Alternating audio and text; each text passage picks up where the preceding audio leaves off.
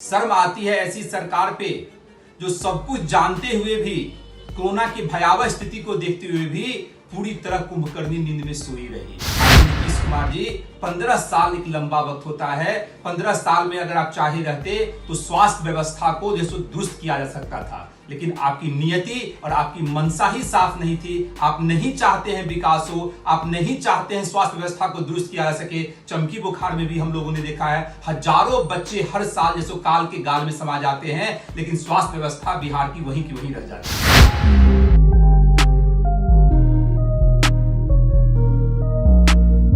नमस्कार, आप देख रहे हैं भारत लाइव और मैं हूं आपके साथ निभा सिंह। बिहार में अनलॉक 2 लगने के बाद सभी लोग अपने घर से निकलकर काम पे जाने लगे थे। बाज़ारें खुलने लगी थी और दुकानें खुलने लगी थी। सभी की लाइफ नॉर्मल चलने लगी थी। पर ऐसा क्या हुआ कि लॉकडाउन की स्थिति बन गई। एक तरफ बिहार में कोरोना के केस दिन प्रतिदिन बढ़ते जा रहे हैं, तो दूसरी तरफ हमारी सरकार चुनाव में बिजी हो चुकी है।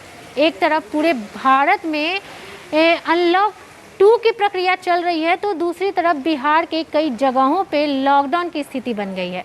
इसी पर आरएलएसपी के महासचिव माधव आनंद ने नीतीश कुमार पे सीधा निशाना साधते हुए कहा है कि मुख्यमंत्री नीतीश कुमार कोरोना वायरस को रोकने में असफल रही है।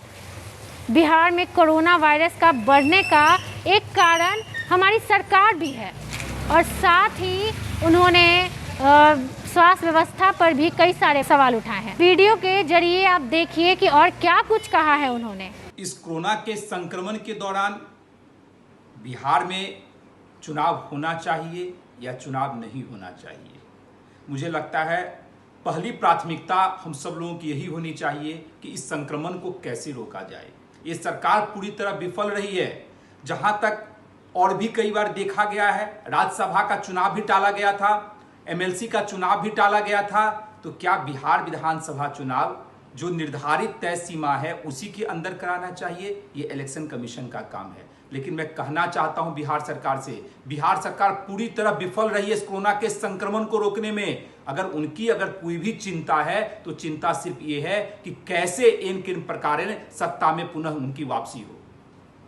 पूरे देश में जब अब अनलॉक की प्रक्रिया स्टार्ट हो चुकी है, तो बिहार में लॉकडाउन की नौबत आ गई। शर्म आती है ऐसी सरकार पे जो सब कुछ जानते हुए भी कोरोना की भयावह स्थिति को देखते हुए भी पूरी तरह कुंभकर्णी नींद में सोई रही। और आज स्थिति यह आ गई कि पूरे देश के अन्य राज्यों में जहां अनलॉक की प्रक्रिया स्टार्ट है, बिहार में जैसे लॉकडाउन कई जिलों में करना पड़ा।